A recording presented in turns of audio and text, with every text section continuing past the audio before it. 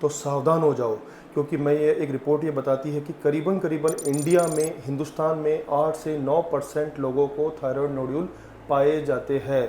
मैं हूं डॉक्टर दीपक अग्रवाल, मैं जयपुर से हूं। आज मैं आपको थायराइड नोड्यूल के एक ऐसे घरेलू उपचार के बारे में बताऊंगा जिसमें थायराइड नोड्यूल के आकार को डाइट के मॉडिफिकेशन के थ्रू, एक्सरसाइज के थ्रू, योगा के थ्रू साइज में रिड्यूस किया जा सकता है।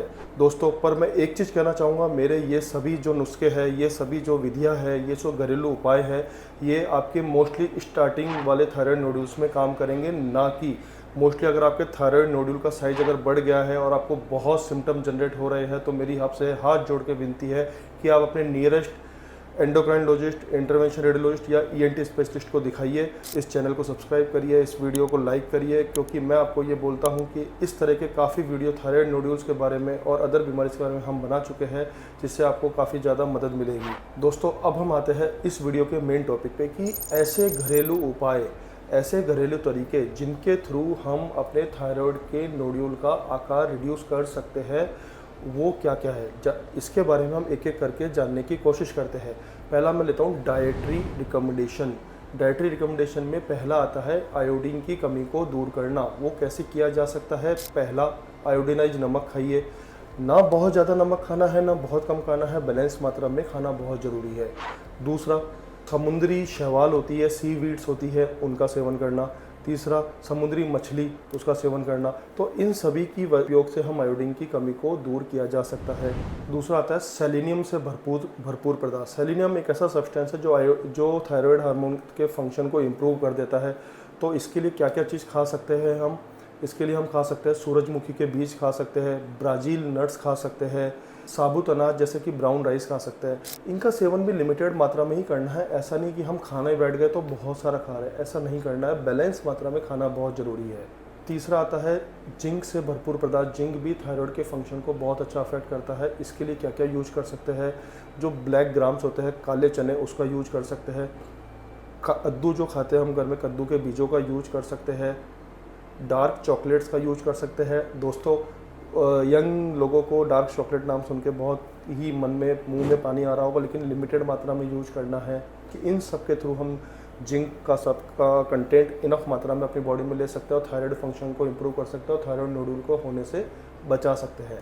चौथे नंबर पे आता है एंटीऑक्सीडेंट्स। एंटीऑक्सीडेंट्स हमेशा एंटी इन्फ्लामेटरी होता है, फ्री रेडिकल को डैमेज करता है, पूरी बॉडी में हर चीज़ में हेल्प करता है। तो एंटीऑक्सीडेंट से युक्त पदार्थ तो आपको लेने ही लेने हैं। कौन से होते हैं? स्ट्रॉबेरीज़, ब्लूबेरीज़, ग्रीन बेरीज़, ये सब जो बेरीज़ जो होते हैं, इनका आप सेवन कर सकते हैं।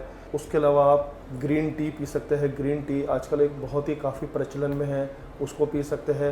रंग बिरंगी सब्जी खा सकते हैं, जैसे ब्रोकलीज खा सकते हैं, और भी बहुत सारी चीज़ें, ऐसी काफ़ी चीज़ें हैं जिसमें कि एंटीऑक्सीडेंट्स हो सकते हैं, उनका सेवन आप कर सकते हैं। पाँचवें नंबर पर आता है विटामिन डी से भरपूर पदार्थ। विटामिन डी आप भी जानते हैं, आजकल सन का एक्सपोजर कितना कम हो गया, सनलाइट का।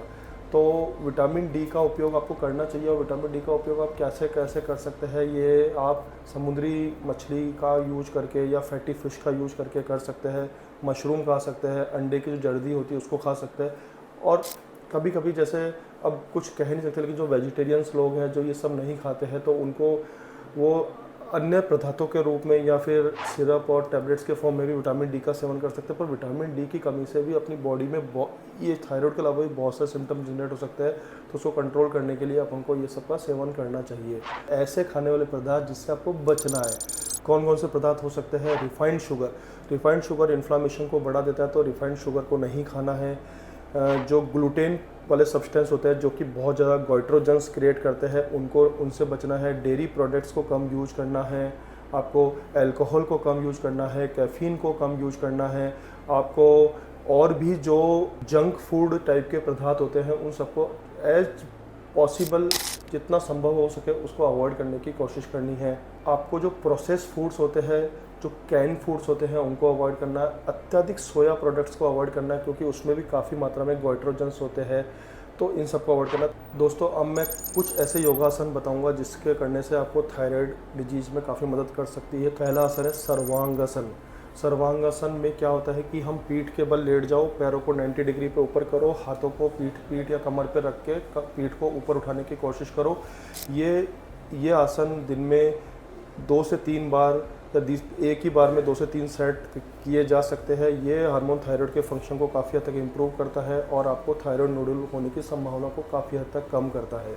दूसरा आसन है दोस्तों मत्स्यासन, मछली के समान वाला आसन। तो इसमें क्या करते हैं, लेट जाओ, लेट के दोनों हाथों से पीठ को ऊपर उठाओ, छाती को ऊपर उठाओ और नेक को पीछे की तरफ मोड़ो। तो ये क्या करता है, ये आसन गले को स्ट्रेच देता है, गले को स्ट्रेच देकर थायराइड फंक्शन को इम्प्रूव करता है। ये आसन भी आप पर डे स्टार्टिंग में 5-7 मिनट से चालू कर सकते हैं, पर करीबन 15 to 30 मिनट्स तक ये आसन कर सकते हैं। इसके अलावा कुछ और आसन है, चक्रासन, सर्पासन, ये भी अपने थायराइड फंक्शन को इम्प्रूव करते हैं। एक है उज्जयी आसन, इसमें क्या करते हैं, या उज्जयी प्राणायाम बोलते हैं इसको आप खड़े हो जाओ या बैठ जाओ और एक नाक से सांस लो, मुंह बंद रखिए और फिर जब छोड़ते समय मुंह से एक आवाज़ निकालनी है, ओशन ब्रीथ जैसी आवाज़ निकालनी है और ये आपको बहुत शांति देता है, आपके थायराइड ग्रंथि को स्टिमुलेट करता है और काफ़ी हेल्प करता है। और इसको भी आप दिन में 15 मिनट से लेकर 30 मिनट्स के बीच में पर डे कर सकते हैं। अब अपन बात करेंगे कि कौन कौन सी ऐसी एक्सरसाइज है जिसको करना चाहिए जिससे कि आपकी थायराइड फंक्शन इंप्रूव होते हैं।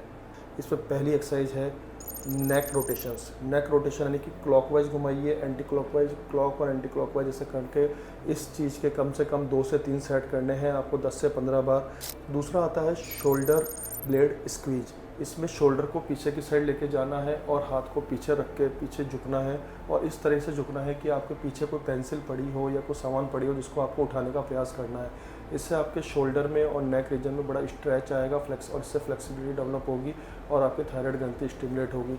इसके भी एक 2-3 सेट किए जा सकते हैं और इससे भी आपको काफ़ी इम्प्रूवमेंट मिलता है। थर्ड नंबर पे एक्सरसाइज आती है cat cow stretch. Cat cow stretch में क्या होता है कि हमको घुटनों के बल बैठ जाना है, हाथ को सामने रखना है और हाथ को सामने रख के पहले कमर को ऊपर उठाना है इनहेल करते समय, सांस लेते समय, इसको बोलते हैं कैट पोज, और फिर एक्सेल करते समय कमर को डाउन करना है, इसको बोलते हैं काउ पोज। तो इससे भी हमारी काफ़ी फ्लेक्सिबिलिटी इंप्रूव होती है, नेक रीजन में काफ़ी स्ट्रेच मिलता है और नेक को थायराइड ग्रंथि स्टिमुलेट होती है और थायराइड फंक्शन इंप्रूव होता है।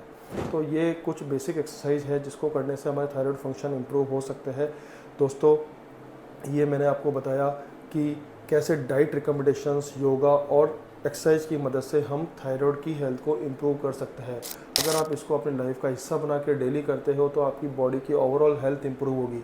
अगर आपको डिटेल में योगा के बारे में जानना है तो आप मेरे इस लिंक पे क्लिक करके उसके बारे में जाना जा सकता है और अधिक जानकारी हासिल की जा सकती है।